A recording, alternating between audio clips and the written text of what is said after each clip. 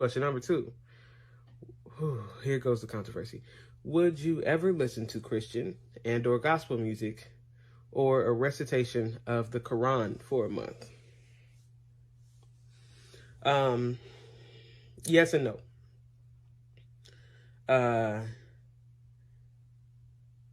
To keep it 100, to be straight up, the no's outweigh the yeses.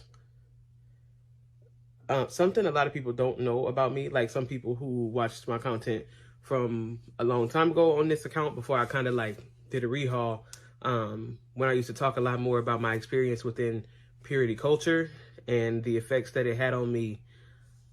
I grew up in a cult, and that is something that took me a long time to be able to say, and part of the reason why I'm so interested in this study.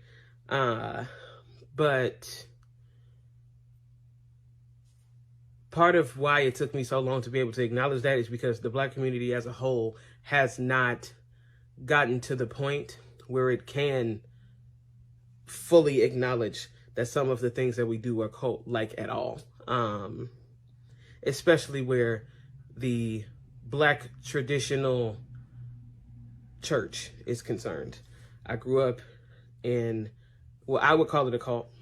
I'm sure many people would just call it a church.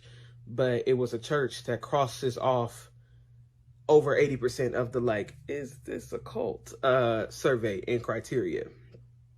So, and 80% is generous, because I'm sure there are still things